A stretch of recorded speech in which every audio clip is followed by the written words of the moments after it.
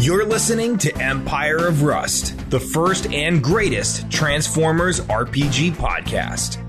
Join the heroes of Cybertron as the last vestiges of Starscream's war take them to the far-flung colonies to defend the planet from distant threats and protect the Cybertronian Republic from the shadow of the Harmonium. Welcome back to Empire of Rust, the first and greatest Transformers RPG podcast.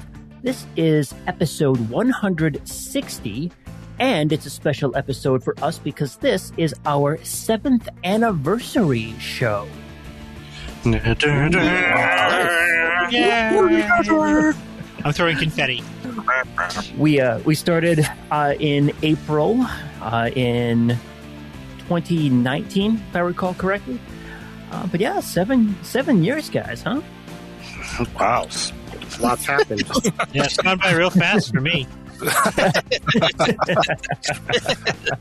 We're gonna and once the campaign's over, we're actually gonna have to kind of look back on all this because it's gonna be a good chunk of a good chunk of time. And yeah, like you said, Pat, the world is a very different place now than when we started. So, because you had you actually started school, your master's, while we had in the middle of this, right?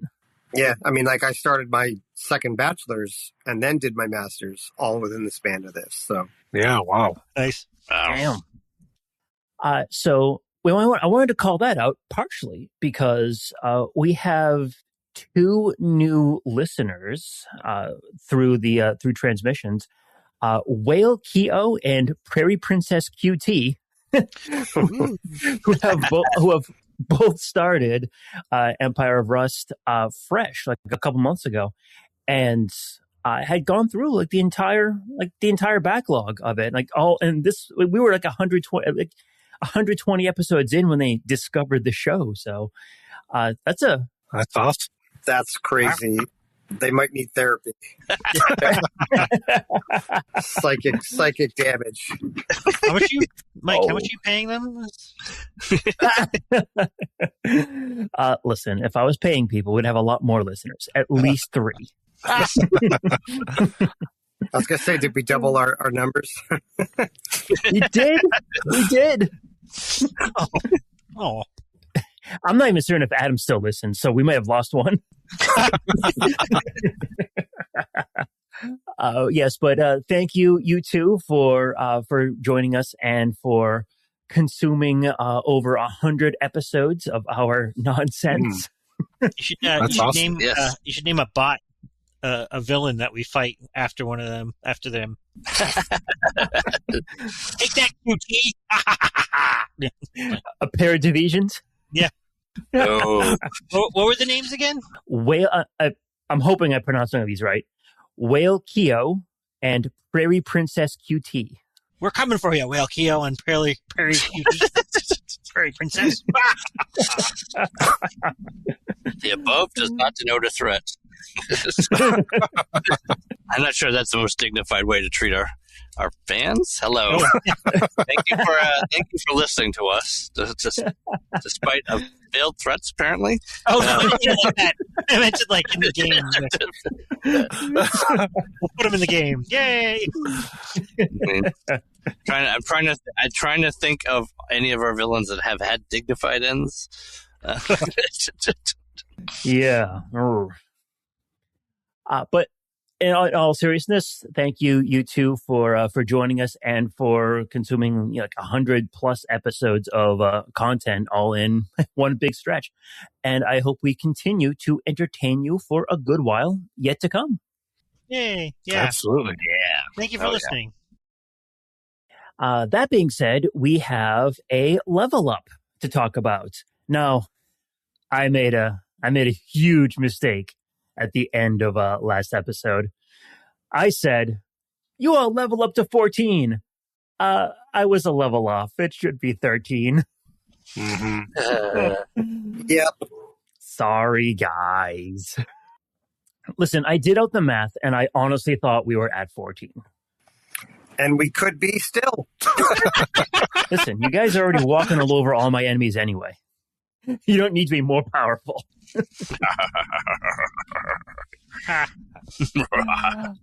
But we are at level 13 now, and I'm actually not certain how good of a level this is going to be for you guys, because I know 12 is a big one for most of you, because you got updates to your racial abilities. I think some of you got upgrades to your alt modes too. But yeah, I'm like, let's talk it out here. Let's start with you, Mike, because you're first in the line here on my list. Okay. What's a level 13 Spindrift look like?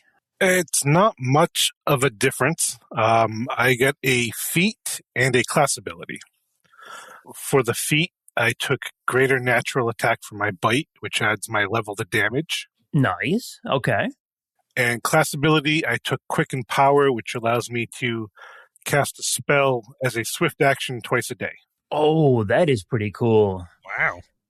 I had a sorcerer back in Pathfinder 1E, I think in your game, that abused the shit out of a quicken quicken metamagic feats. Yeah, it's pretty nice. Being able to cast one spell and then move and then cast like a second spell as a standard. Mm-hmm. Oh, yeah, that's so good. Did you get any new abilities or any improvements to those? That was it. Still pretty solid. Quickened abilities and a damage boost. Yeah, it's not bad at all. No, not too bad. How about you, Pats? What's level 13 Carapace look like? Well, like you said, 13, not much changes, and even less so for me because I'm multi-classed. So, like, it's as though I'm a 12th level load bearer. So it's nothing really changed. I got a feat because I'm a 13th level character, and that's pretty much it. Okay. Numbers. I bought a lot of equipment, but that's going to kind of happen as part of this. I'm assuming we're going to do some talking and shopping in the next in this episode. So that's a good assumption. Mm-hmm. So that's where the interesting stuff comes in for me. Do you know what feat you picked? I don't yet. There's a couple that I'm like torn between, but I'll decide within the next couple of minutes. Do you want to toss it out for everyone to chime in on? I mean, yes, let us judge you. As in, what would they want it to be? No, if we can help you. Yeah, on the decision. Oh, I mean, like I considered having a new form. Like I wanted to have like kind of like a serpentine form where I could constrict and crush people and like swim underwater because I don't have like an aquatic form quite yet. But it just didn't feel like the right time. I considered taking an extra attack, but I feel that 6 attacks is almost stupid, and it's realistically the reason I didn't take it is because it made the math for recharging my weapon wrong, and I just didn't like that. Like now, if I do 2 full barrages, it's like, oh, I get to do 2 before I have to reload. But if it was 6 attacks, then it would be like halvesies and fuck that. Oh, fractional batteries. Oh, God. Absolute hell. But I'm probably leaning towards, there's I can't remember what it's called now, but it's a Starfinder ability that's called like Heavy Assault. And effectively, anytime we're fighting something that has damage reduction or energy resistance, it's considered 5 lower. Cool. So like my attacks literally overcome people's resistances and damage reduction. So, but I don't even know if you use energy resistance in DR because I feel like it's an extra step of math that you just probably would just hand wave. I know I would. So I sometimes do on like the bigger enemies or the memorable ones, but yeah, I mean to your point, like just for the average mook that you're fighting, generally not. But well, because it kind of reminds me years and years ago. I remember it's like I often make my characters to the DM that I'm playing with because I had a friend who was he just didn't like magic. He was like our fighter both in game and in real life, and he was DMing and I was playing wizard in his game, and I eventually realized that it was better for me to like gain cross-class skills than to put anything in concentration or arcane or spellcraft because he just didn't think like that. He just didn't have me roll anything. It just kind of happened. So I was like, oh, I'm a stealthy wizard. Like that was more useful than maxing my ranks out in scrying or flying or whatever. So that's so true in any game. Yeah, you have a really good point. It's like I already have a way to do this, and it's not using these skills. You know, we already do this in the game, but we have our own way. Yeah. And we do make rolls, but it's different. So sure, I don't need to invest in this method because we do it our own way. So yeah. Matt, how about yourself? You have 3 characters to upgrade, didn't you? Incredibly mixed bag here, actually. So, okay, let's see. So Magnum, I went back to his roots and I gave him another level of headmaster, for a variety of reasons. The biggest reason is that at this point, both Gumshoe and Pythagoras are dependent on him for additional levels. Okay, yeah. Either via headmaster or via the special feat that gives extra levels, because they're both based on additional levels on headmaster. So the power master level has Mike's feat that, half of those headmaster levels go into the power master feat to increase Gumshoe's level, and the headmaster level just increases Pythagoras' level. So this level doesn't actually do that, but the next level will. And I've sort of gotten to the point where a lot of Magnum's investment is just investing into his companions, pretty much. He's a giver. I have quite a bit of rearranging. That means I ended up getting 2 feats, and I'm still deciding on a bit. I'm thinking maybe unfriendly fire, where you just sort of go, hey, and distract someone, and they accidentally shoot their friend. That's brilliant. I want to shoot you all the time. There we go. See, it's easy. There's just natural inclination there. Or maybe... Oh, he had a feat. He had a feat that made me shoot you. Maybe alt form advancement for my device form to get maybe another secondary module. So maybe like the flash module, maybe, or something like that. I'm not sure. I was doing a lot of this stuff last night, and I sort of ran out of time and stamina. Doing in real life, and fell asleep, and so some of the stuff didn't get done. So he's up. So another level headmaster's fine. For his class ability, I bumped up his wisdom by 2 points, which is never a bad thing. So that helps everything. Do that? Well, it says he's a headmaster, so yes, he has a 26 wisdom. Believe it or not. I was going to say, way to let the numbers just happen and play something completely different, Well, that's why you could say something completely absurd, and everyone just believes it anyway. The Magnum is street smart, not anything else. So, and then Pythagoras, nice to have him back. Went up to 13th level scientist. Oh, actually, the big and important thing is Magnum's building form has alt mode enhancement already, so he got another bay. Ooh, and I put in a second barracks, which gives a bunch of boost levels to Gumshoe. Nice. And I was using those with Mike's permission, because he has 2 barracks now. Both are used to boost Pythagoras' levels and Gumshoe's levels. Because normally you'd get an extra companion with each of those, but I don't want 4 companions at this point. So, so at this point, with some jiggery-pokery and waving, with the math, it works out that it brings my 2 companions up to 13th level each as well. Just it happens to work out. I have to do a lot of math next time everyone levels up again, but it's the way it works. That's what his structure form does. So Pythagoras went up a level. In scientist, he gets a new class ability. He gets a nudge gun, which essentially makes someone forget the last 1d4 + 1 rounds, which is It's just going to be hilarious and fun. That's interesting. Is there a save on that? It doesn't say there's a save, but there probably actually I think there probably must be a save. I'm sure there must be a save. Actually, there's a will save. Don't worry. There's a will save. Actually, I'm thinking of a different one, but they all have saves. All those abilities have saves. That's cool. So yep. So it's sort of like what do they call Men in Black? So The neuralizer. Yep. Yeah. Okay. And he was easy. I mean, it just updated his numbers a little bit, and that was it. Gumshoe went from level 7 to level 13. So everything went up a lot.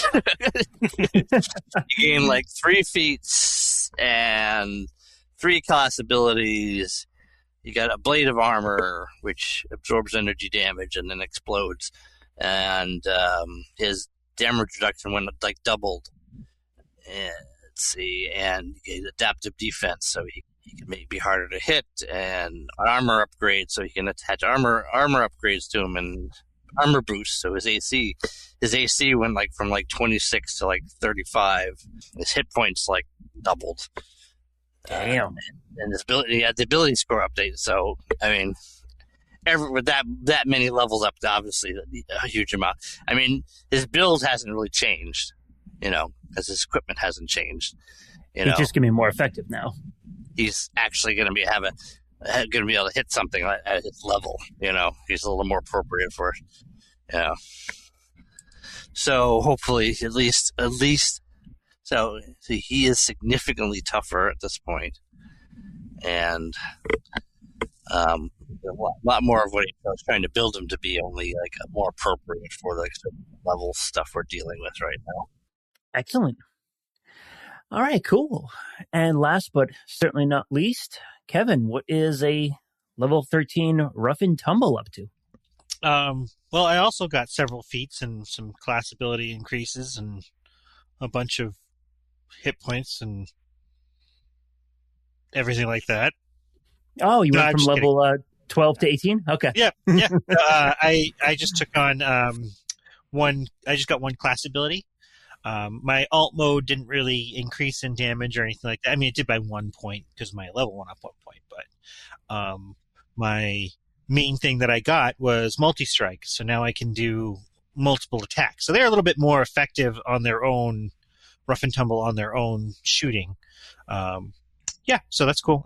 So basically I gain a 4th attack when using full attack action with basic weapons and small arms. Basic melee weapons and small arms, so... Pew, pew, pew, pew. Okay. Still get a -2 penalty to each attack, though. -4? So the level, when you get a new class ability, all the previous things apply, right? Like level 6, level 3, level 9 kind of thing. Yeah. Right? Yeah. So at level 9, when making a full attack with basic melee weapons or small arms, reduce the penalty for each attack to -2.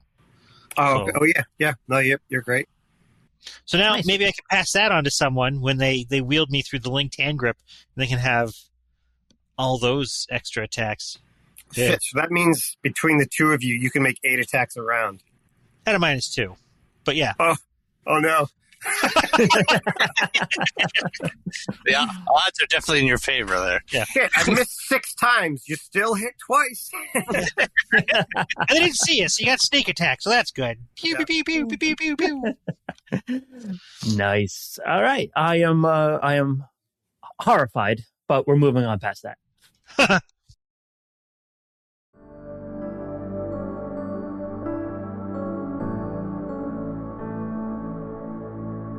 When last we left, you had just destroyed the Outpost Argentum, knocked it into the sea of the Sea of Rust, and you are heading home in your borrowed shuttle with 47 little headmaster, target master, little guys.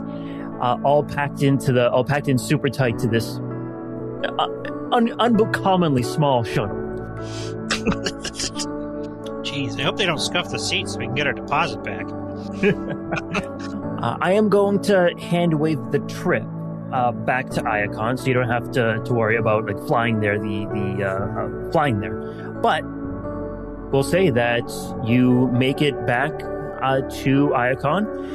You dock at the Iacon spaceports, and walk me through. Like you know, shuttle comes in, lands, and 50 of you just kind of like a clown car pop out the shuttle.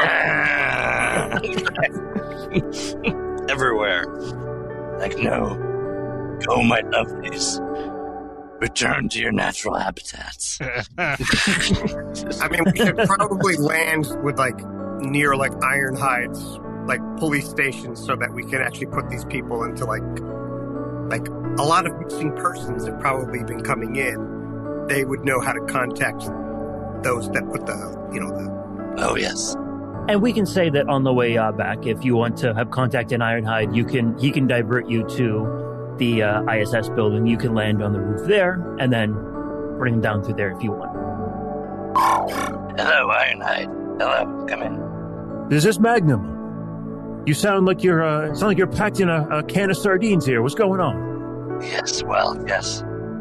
Don't mind that. I have good news and bad news. Well, give me the bad news first. There is going to be a lot of paperwork coming up very shortly. That's typical for you guys. That's a Tuesday. Good news is that most of it doesn't have to do with deceased members of society. I did notice you just said most of it. Yeah, well, yeah. Most of it has to do with missing persons. Well, now, less than missing persons. Found persons, as they would say. We have found a veritable cluster, shall I say. A flurry. A group. What is it? Hey, guys. Hey, come here. I know you can't turn it in. Just listen. What is a collective term for you guys? Is it Magnum, get to the point. A scurry. A batch. A batch of bats. A batch. Okay. Some saying a scurry, some saying a batch. We have a veritable mountain slide of avalanche of small bots here that have been kidnapped, and we are returning. That were formerly held in the worst constructed temple, cult temple ever conceived ever. A whole batch. That's close to 50 of them, isn't it? Yeah, exactly. Yeah, see, he knows. You guys told you. Yeah, see. So we're bringing him in, and you're just gonna have to process them. I'll also give you the coordinates of the former temple. There's probably not gonna be much left of it. Yeah, you're used to that, but less work for you to do. Blah blah blah. Par for the course. Yeah, but we'll be uploading the information along with it. Are any of them going to need medical attention? Well, they're a little cramped in here, but I think they're okay. You might need an analyst. Like a psychologist? Yeah. Or like a number cruncher? Oh, yeah. We should probably get some You might need a shrink. scientists and medics because this is unprecedented damage. No one knows about this. You need an analyst and a therapist. Yes, exactly. They've had their brains hooked up to a collective. Yeah, they keep muttering about assimilation, but I wouldn't worry about that. An anal therapist. And an alrapist. We can do that. Yeah, I'll have Fix-It meet us at ISS. You said they don't need an actual medical attention, but I'll have some of his people join us at ISS. Medically, how are these guys actually? Do they need medical attention or not?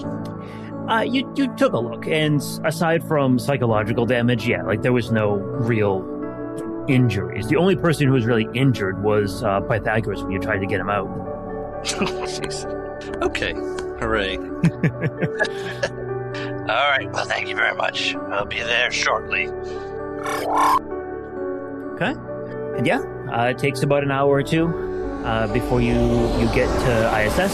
It all comes in, lands on the roof. If I had Shannix every time we landed in a shoal stuffed to the gills for one reason or another. You'd have 2 Shannix. All right. You should point the door towards the wall so it doesn't. If any of them shoot loose, it won't go to the door. The shuttle doors open.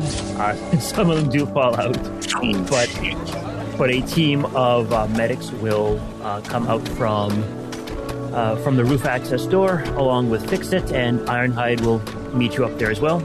And they'll take your statements. And you'll tell them about all what happened and what you think all of these folks need. Ironhide, while you guys were flying in, pulled all the missing bot cases for the last couple of cycles, and he hands you a data pad with over 112 missing bot reports. All of them could, and all of them are not these ones specifically. These are just all the missing bot reports in the last couple of cycles. So I imagine you want to take a look at that, cross-reference them, and see if you can match up for who is who. And yeah, not all of them are on there, but the vast majority of them you can actually cross off as successfully closed missing bot cases. Oh, nice. All right. Hail the conquering heroes. And as you're looking at these reports too, on most of them you will find that the the partner to all these little small bots was found killed very close by, like the place that they disappeared from. So the vast majority of these bots likely don't have a partner to go home to. Oh, you're lucky then, huh? Yes. Magnum? Very lucky. These guys aren't the divisions. These are all just like target masters and headmasters and controller companions sort of things. Yep. Exactly right. None of Rex's herd is here, hopefully. You want Rex's herd to be here? No, I said I hope that they're not. Oh, they are not. I think you would have recognized them if you saw those ones. They don't have bot forms. They only have animal forms, and we didn't see them. That's right. Is there anything you want to do? Anything more with Ironhide? We can hand wave it and say that you're passing the responsibility off to him and Fix-It to get this all settled. Or if there's something you'd like to do, No, now's your time to do it. Not for me, anyway. Do you have any like problems that need a heavy hand? Just a general statement. If something comes up, I'm around. He hasn't killed anything for 20 minutes. I appreciate the sentiment, Carapace, but I am good at the moment. Do you miss being in the field? Oh, yes, every day. This administration nonsense is ridiculous. Who knew there was so much paperwork to fill out just for one missing persons case? Wow, paper, huh? You guys do paper? Metaphorical paper, you know what I'm talking about. Yeah. I've been stuck on Earth. I was on Earth too long. I picked up all their anachronisms. Oh, right. A lot of PDFs. First time I saw a PDF, I thought, hey, this is going to be great. This is going to be paperwork, but in a digital format. And then I looked at it. It is just nonsense. I hate PDFs. Easily editable. Okay, that's all I had. Let's forget it for this. Yeah, but if you guys can take a bit of time off. I'm sure that this experience was a harrowing one, especially for you, Pythagoras. How is Pythagoras? Like, is he occasionally screaming, or is it like, how is it, or is he just like fugue state? Like, I don't know. is he seeing through time? A million-mile stare. Yeah. Yeah, I think like at times he's got. I think he has a bit of PTSD from this. So you'll catch him every now and again, just like not thinking about anything and just kind of staring off into space. And I'm sure that you and him have had conversations like on the way, and you realize that he has no. I think I mentioned this at the end of last episode, but you realize he has no memories of what happened after he was kidnapped, but you're getting like glimpses of memories of the other bots that were all captured and wired into his hive mind. So if anything, it's probably a bit confusing where you're picking up not memories that you two have made and shared, but memories that are being like filtered in through this hive mind experience. All right, great. That's what we need, more brains. All right. But if there's nothing else for Ironhide or Fix-It, yeah, you guys are free to take a day or two and just try to be bots.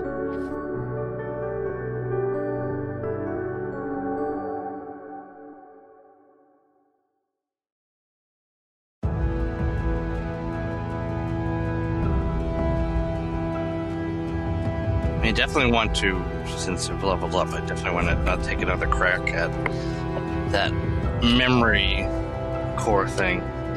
Oh, yep, the Doing. cortex. Yes. We should also talk. We should also talk to Zaron.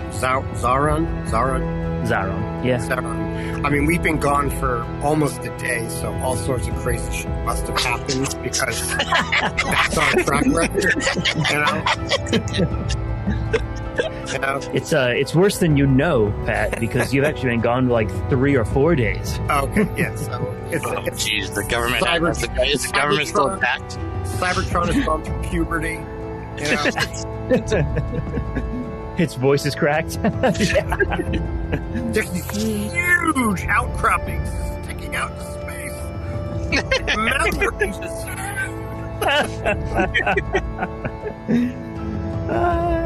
Yeah. So why don't we just kind of go like person to person here, and tell me what you want to do for the next couple of days or so.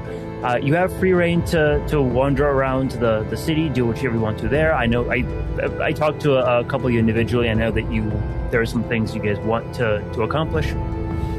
So let's go through it. Why don't we go in reverse order this time? And Kevin, what's Rough and Tumble up to? Rough and Tumble really just would like to sightsee. This is their first time off-world, So just want to see some sights of Cybertron, but the main thing that they're going to do is probably send a communication back to Division to someone back there that says, hey, we may have located the Enigma that we've been searching for forever. How should we receive this? How should we proceed forward?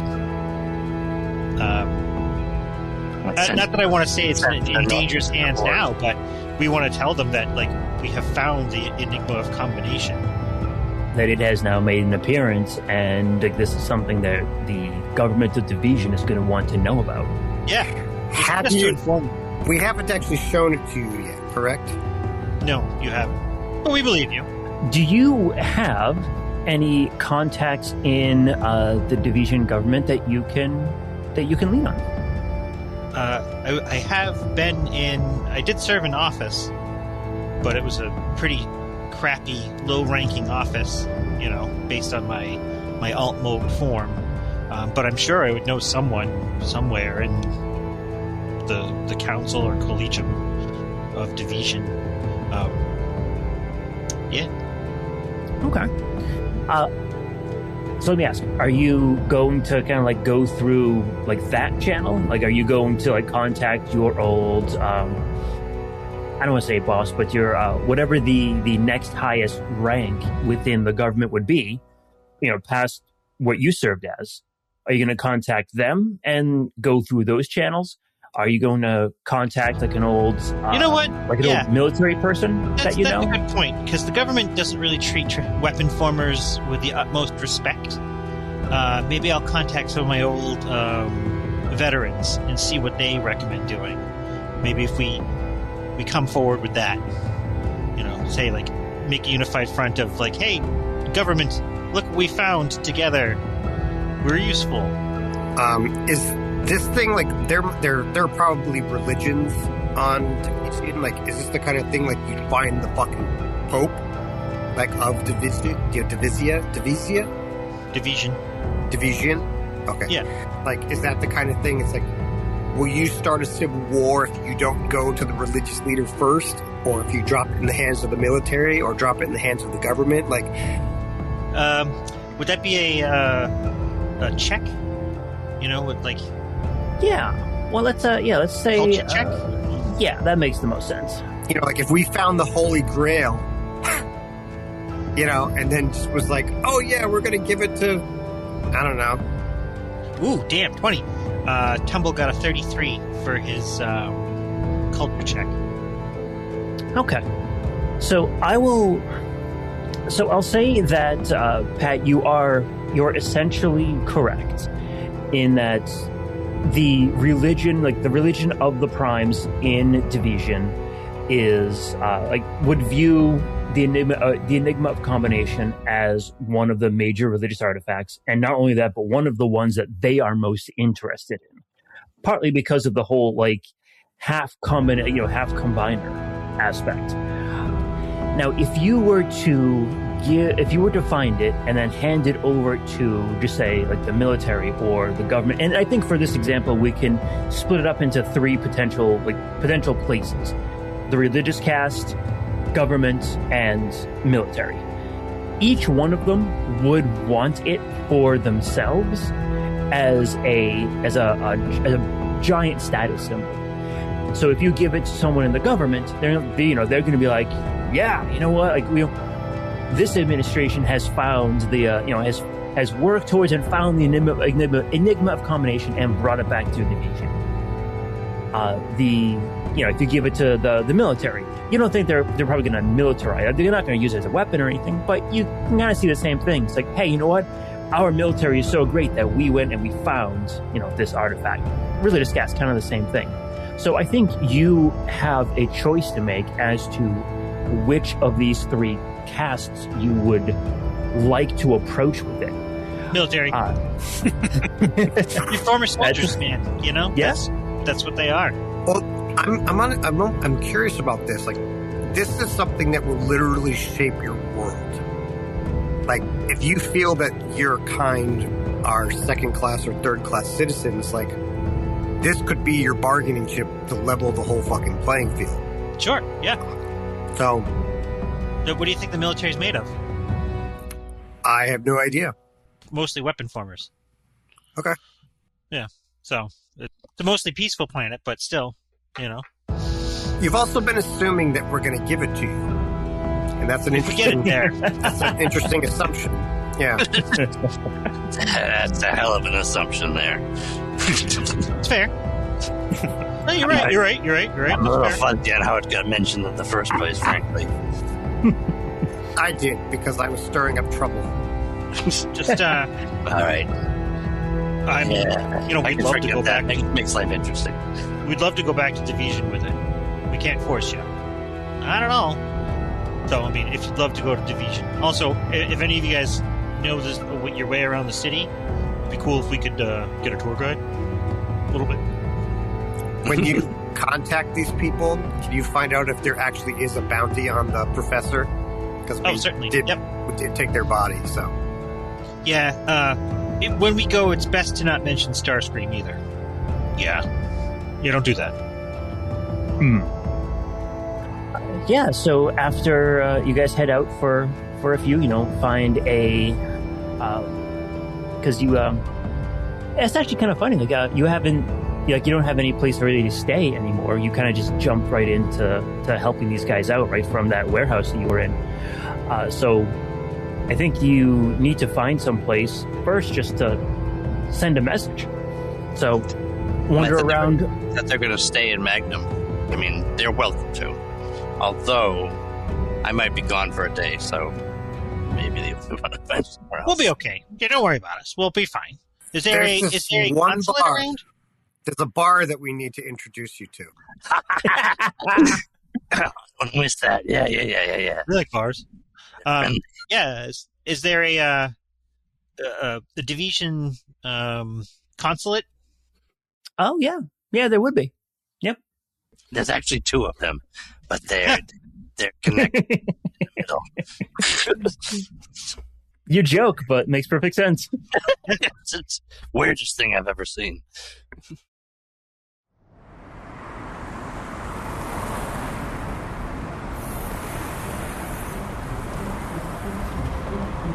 Yes, you make your way to the division consulate. They would also have some representation to help you find some place to live if you wanted to, and basically to help division to immigrate to Iacon, to just get back to get on their feet, find some place to live, find something to do, and just help out with that. So yeah, we'll see. Wouldn't it be great if all division stuff was like that, though? Like, the tables were two pieces that stuck together, the chairs,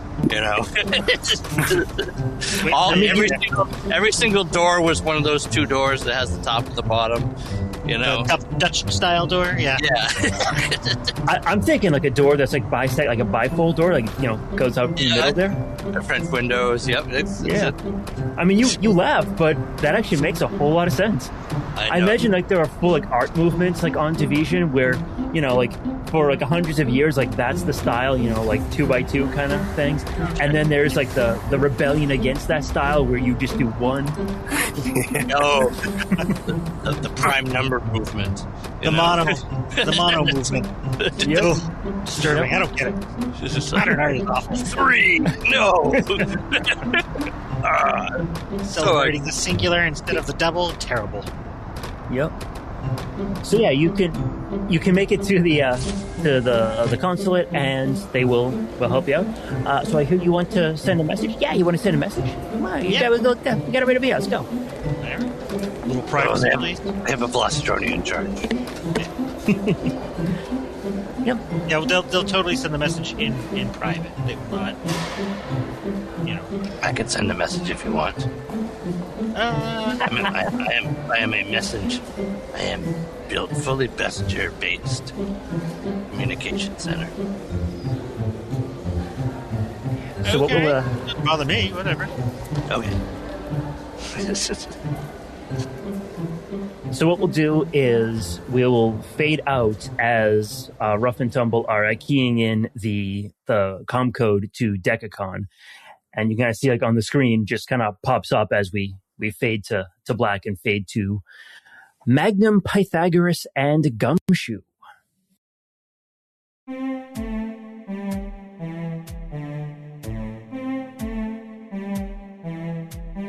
Well, then I'm going to go to the information center again. Start out to try to do my checks for although I may not need to go there, but I want to do. Pythagoras is going to separate out, and we're going to look at the cortex again and try to maybe see if we can get our last 3 checks in. Sounds good to me. The skill checks are engineering or computers. And for those listeners who have forgotten, this is research into Star Runner's path along the data core that you have been researching for a very long time now. I think ever since, what was it? I think chapter 2 or something like that. No, it was not chapter 2, but the end of the first arc when you were fighting after you fought Quick Switch. Mm-hmm. Yeah. So yeah, it's going to be an engineering or computers check. The DCs are pretty high, but I think they are doable for you. So let's start with this. I'm going to spend a resolve point to use my mental acuity to add half my headmaster bonus to my skill checks. Damn. Okay. For All the stops for this one, huh? next 10 minutes, which I'm probably not going to need, but just in case. So this is 41 plus 6, which is with the device bonus, so that's 47 plus 4, which is 51, plus 3 is 54. But You are pulling out all the stops on this one. I did roll it a 17. So again, just to remind the listening audience, because it's been a little while, you keep on making the checks, and you have to hit a certain number of them to get full information, and then you keep on making the checks until you fail, and then you can't do any more for this level. So right now you have 7 out of 10 successful checks, and you said this was a 54. Yes. Yes, you blow past the DC on that one. So you are now at 8 successes. Nice. Okay. That doesn't count as 2. So this is Keep it coming, man. Keep it coming. plus 3 is 47, plus 4 is 51. 51, I think. That is also a success. You are at 9 out of 10. Okay. And now this is everything to play for. Same one as before. So 54 again. 54 again. The DC was as high as it could get. So just a little behind the curtains on this one. The DC started off at 24 and went up by 2 for each success. So some quick math will tell you that the final DC is 42, and you blow past that one too. Not For forget. 10 out of 10 successes. Good job. Nice. Wow. Been waiting for this for like 6 years. It better be worth it, Mike. It damn well better be worth it. Now I got a sentence of information.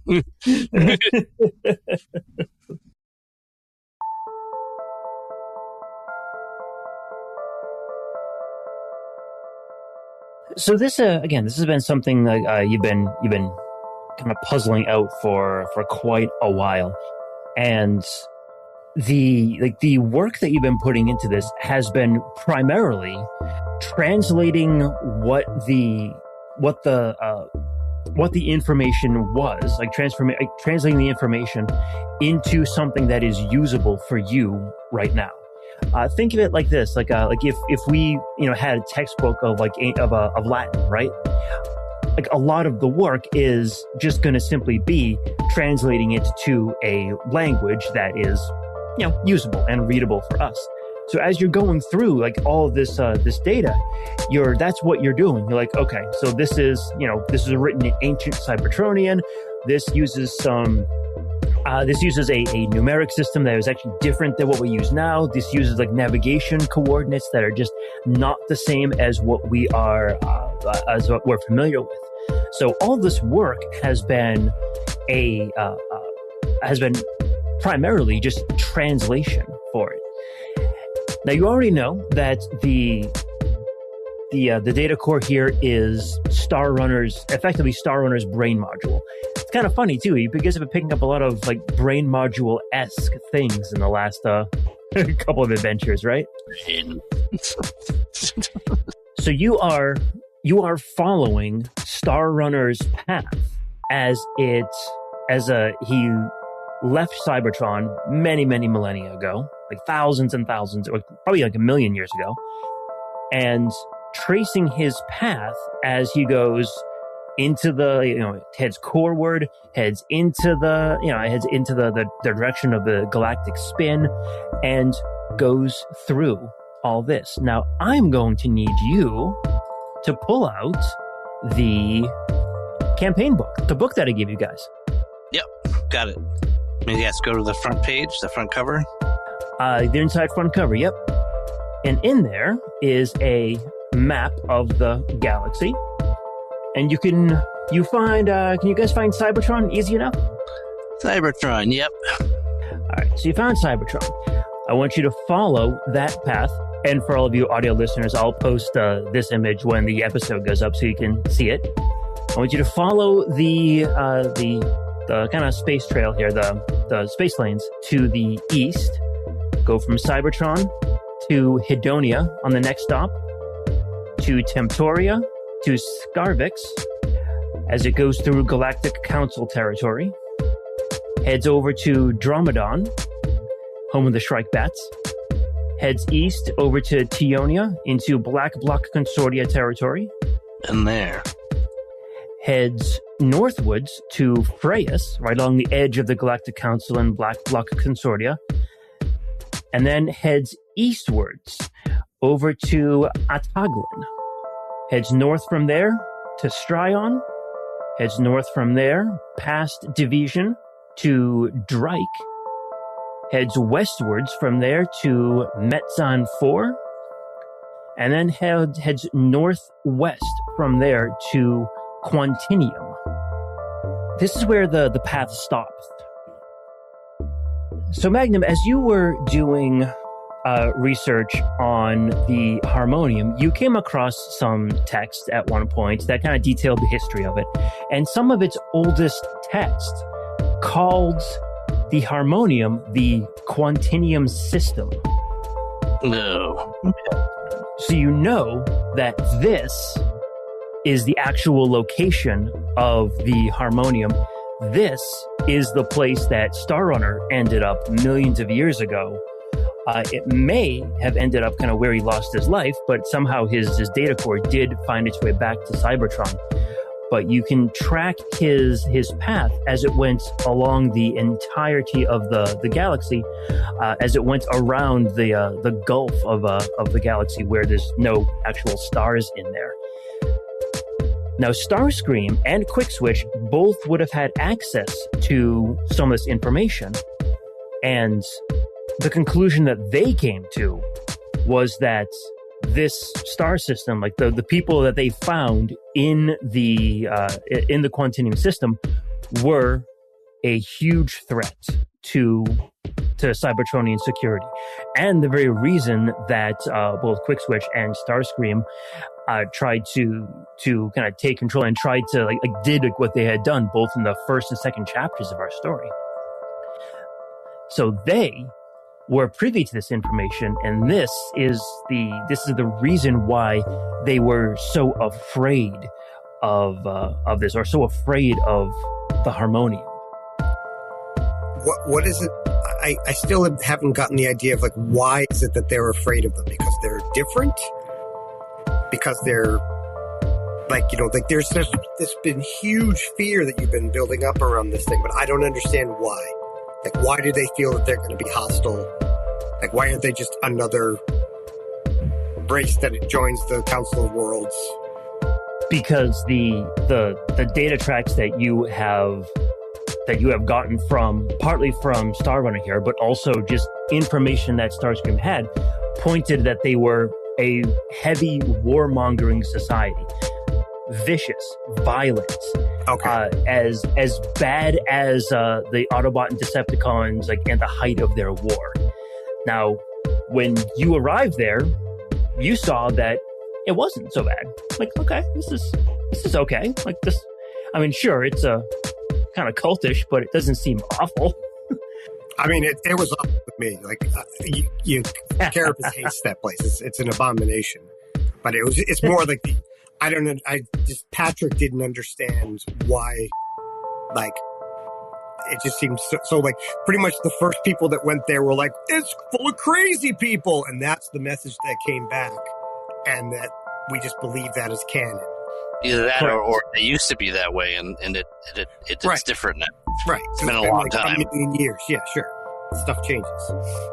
I mean, they're far from gentle right now, it looks like, but they don't seem to be expansionists. Yeah. I don't get that impression. You think they're expansionists? I think they're absolutely expansionists. Oh, okay. Maybe it's just that they didn't have anywhere to expand to. Right. And that's where, like, this could get interesting, is because they're like, oh, wait, we found a place where our kind could survive and potentially have resources. We could go in and kick these people's ass. Yeah. Okay. These bots' Gotcha. ass. So the big takeaway that you get from this is that the same civilization that both Starscream and Quickswitch are very concerned and very afraid of is the same civilization that you guys went to and visited. Right. Now, there's a disconnect in there somewhere, certainly, but you don't know where that disconnect comes from. Sure. So, but maybe we can assume that their perception was erroneous, or at least... Or we've been lied to very successfully. Yeah, well, yeah. No doubt that happens on a regular basis. I mean, obviously it's a long way. Can you go straight across this erroneous gulf? Or so you can, yes, but navigation is very difficult because there's no actual point of reference. So it's possible, but it's a enormous stretch of space that's just empty. So using traditional methods like non-space bridge, how long would it take, like, our best ships to get there? Are we talking 1,000 years? Or are we talking that like actually is a month? No. It would certainly take years. I would probably say even decades, certainly. I don't know if I'd go as far as to say like thousands of years, but it would make perfect sense if it was hundreds, just because the distances are vast. Right, so this is between given where galaxies. Division is, Division is pretty far away. Yeah. Division is even farther away by straight line. Yep. And you know that when you guys took the Steelhaven out and ended up the Vault of Stars, it took you, I think, several weeks to get there, and that was fairly close by to Cybertron. Now, you guys have the advantage in the fact that, if it takes you hundreds of years, you'll live that long. That's not an issue. But, yeah, just the idea of it is a huge, huge stretch of distance and a huge amount of time to get there. One of the reasons why space bridges were so valuable when they were activated. So how did they not know where their space bridge was? See, the way I've always imagined it in canon is that it's been inactive for so long that it just becomes like an artifact. It's like, okay, it's there's something up there. Also, don't forget too that with the Harmonium, they did create lesser space bridges to like shove their trash towards the star. Sure.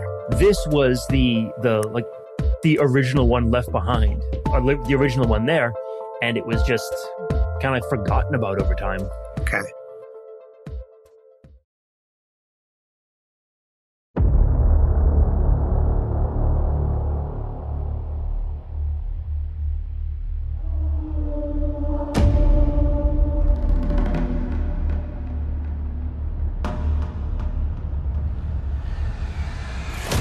So with that information, I'm going to switch on over to you, Carapace, if that is your real name.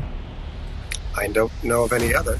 So while Rough and Tumble and Magnum and crew are doing their research and making their calls, what are you up to? I'd probably go and check out, like, the Lord Scourge's battle nest or whatever, just to have a place to kind of burrow for a cycle, whatever that time of definition means. Sure. So Carapace, yeah, you saunter up to Lord Scourge's fighting pit.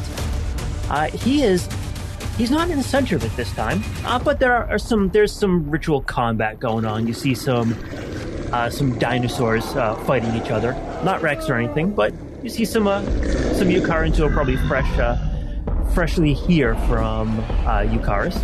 Sure. But off to the side, you see Scourge sitting there in a newly made throne, like a stone throne, probably imported from Eucharis, kind of off to the side, like observing the fights. You approach. Sure. You walk on over. The fights are going on around you. Someone tries to get in a punch on you, and you just like poke up your fist. Boom! Stop. He's like, all right. Can I ask a question? How big are all these bots? Are they all the same size as Carapace? A good number of them, yeah. I imagine there's one or two that are bigger, but just one or two. Like load bears are fairly large, so like most bots are, about half my size, but there's definitely a lot of them. I mean, we found a dude that was huge. Yeah. Like Lord Scourge is my size. Yeah, he'd be your size. So you walk on up, and Scourge jumps down off his makeshift throne.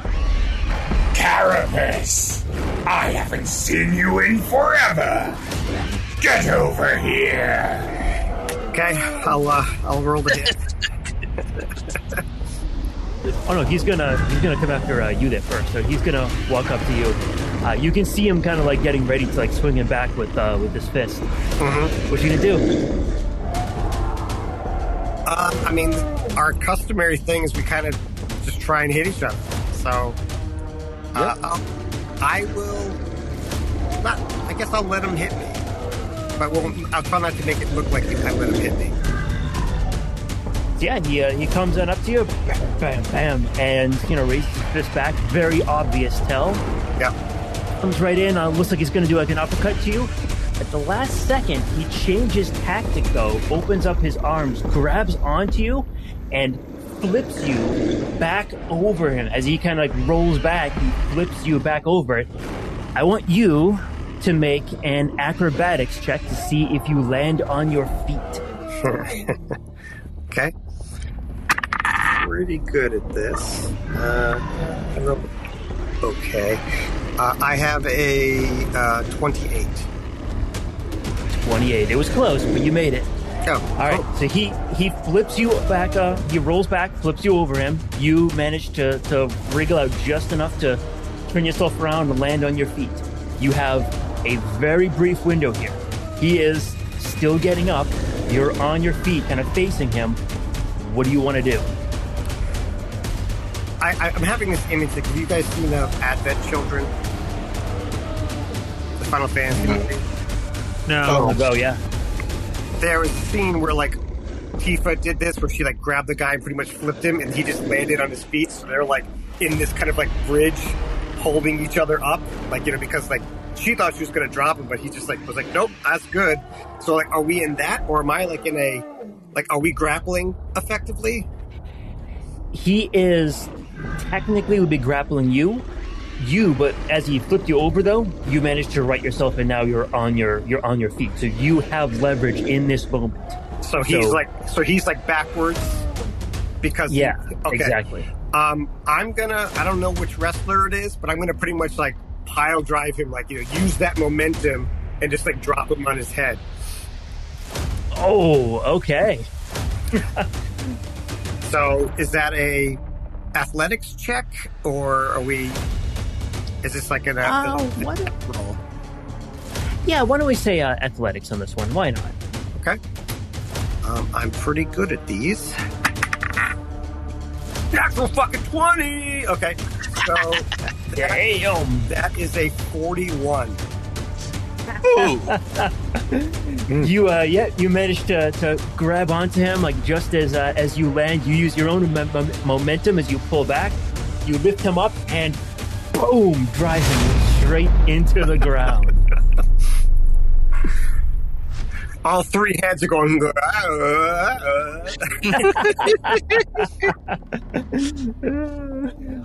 want to back off? Give him a moment to compose himself. Oh yeah, absolutely. Oh, Carapace, you may have bested me this time. You have grown to be an impressive warrior. Kind of puts his hand like on your shoulder, like the kind of warriors like grab there. Sure. And that means a lot coming from him. Like, there's not a lot of people whose whose praise I appreciate, but his is one of them. So that's a big deal. But you didn't come all this way just to throw down with me. What can I do for you?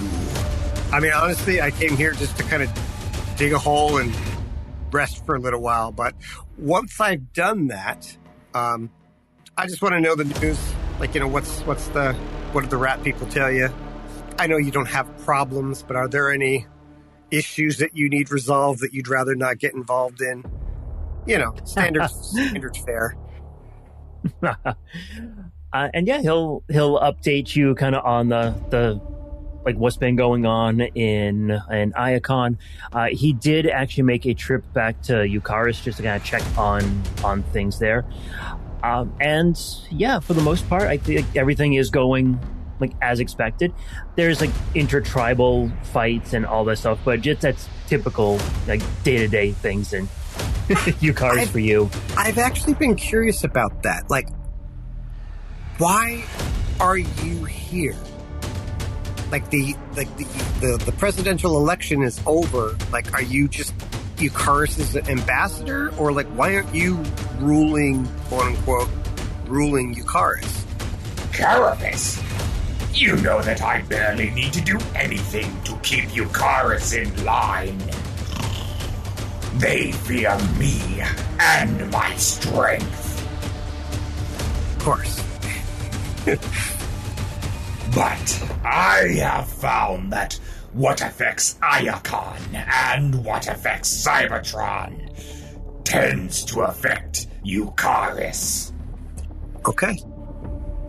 Right now I can trust some of my inferiors to keep watch of my holdings while I'm gone. But I don't trust that here. On Eucharis, you know that might makes right. The strongest rules. Yes, as it should. That does not hold true here. And being the strongest doesn't keep everyone in line. So as to say, if you want it done right, do it yourself situations. Exactly. Okay. I appreciate a hands-on approach. You actually convinced me. I questioned your wisdom, admittedly, but you've changed my mind. I am the strongest there is in all things. Oh, you still got some dirt face there, bud. My charisma is so great that it doesn't give me any penalties. But yes. So yeah, he'll update you with everything, and yeah. If you want to go ahead and find some place to settle in for a day or two, you're welcome to. You know the layout around here, and if you want to talk to anyone as you're going through, you're again welcome to. Yeah.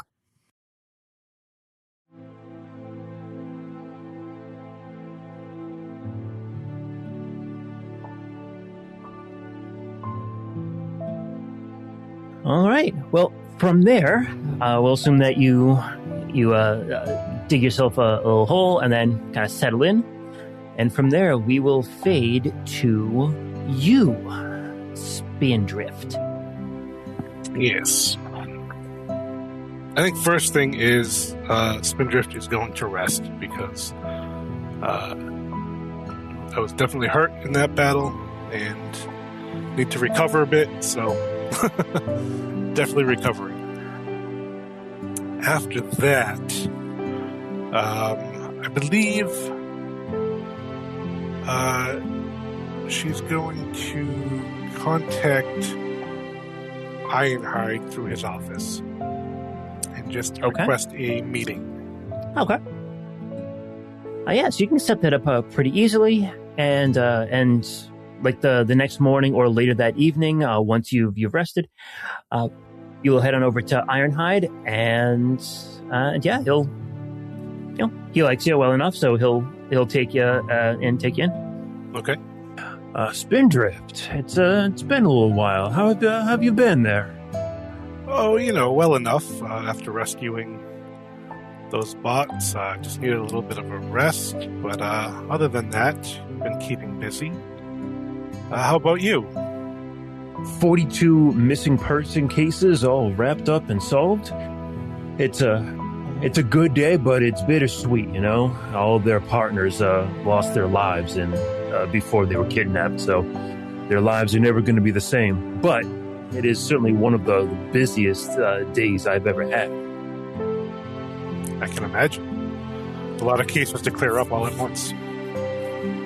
Exactly. What was it like in there? What was this person's name? Professor Gridlock? Yes, Gridlock. Imagine having a nightmare full of little bots. And then bigger bots that were trying to kill you. And then a bunch of little bots blowing up. And then one guy standing at the back laughing at everything. That's about it. Oh. That sums it up. You're a poet, man. You are a poet. It does sound horrifying, but I'm glad you put an end to all that. That would have been there's just been a lot of I hate to say it sounds so insensitive, but a lot of cults showing up in these last few cycles. Ever since Starscream lost his life to the five of you, it seems like bots are trying to figure it out with something else now. Trying to take his place or fill the void? I think that's a good way of putting it. Filling the void, yeah. Starscream was a big personality, and he certainly could command the attention of a crowd. But I think that while Windblade is a great leader, she does not have the commanding attention that Starscream had. And I think you're right. It's just bots who are looking to fill the void. Plus, Windblade was never a warrior or a leader during the war. So, the former Autobots and Decepticons, yeah, it's hard for them to get behind her, That's understandable. But speaking of, I have a message for you. Oh? Before he went away, Wildstrike wanted me to tell you something. What is it? He said he wanted me to let you know that for an Autobot, you're not so bad.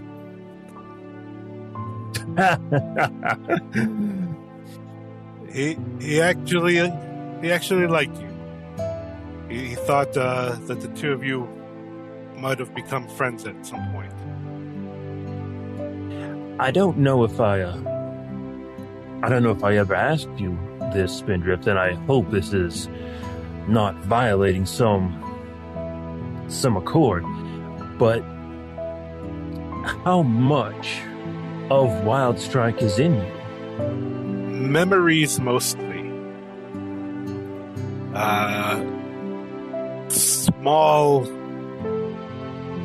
Small parts of personality will poke out sometimes, but mostly it's memories. Can I admit something to you? Of course. I grieve the loss of my friend. I grieve the loss of Wildstrike. I understand that he's still in there somewhere, but even with his memories intact, it still feels like a loss. I understand where you're coming from. It is a loss in a sense, but Just know he's not fully gone, if that makes sense. I think I understand.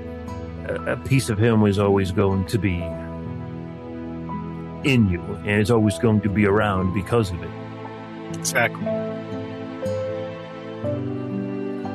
I can still miss my friend, though. Yes, of course. I don't want to take that away from you. You certainly can grieve if you wish, and miss him as much as you want. But I think that we can be friends too, Spindrift. And he holds out his hand. She'll take his hand. I'd like that. And I think with that, we'll see you next time. All right, nice. See you next time. Starscream's voice is like a brand pressure. From the secret files of Teletran 1, Empire of Rust is written and GM'd by Michael Ordway. Detective Magnum and his partners Pythagoras and Gumshoe are played by Matthew G. The Yukar and Fateweaver, Spindrift, is played by Mike M. Carapace, the Beast Warrior of Primitive Yukaris, is played by Patrick Finn. And the Division Brawlers, Rough and Tumble, are played by Kevin Carlson. Additional characters are played by Michael Ordway, Brandon Willett, and Charlotte Chapman. Empire of Rust is supported by the humans and networks of planet Earth, whose online networks provide access to libraries of sound effects and music, such as Storyblocks, Zapsplat, Blue Zone, Pixabay, and Dark Fantasy Studios. We are distributed by the Transmissions Podcast Network. Stay up to date with all the latest news and reviews in the world of the Transformers by going to transmissionspodcast.com or searching for Transmissions wherever you get podcasts. You can communicate with the heroes of Cybertron by joining us on the Transmissions Discord channel. There you can discuss episodes, talk to the cast, and download the rule set used in Empire of Rust. Teletran 1, signing off.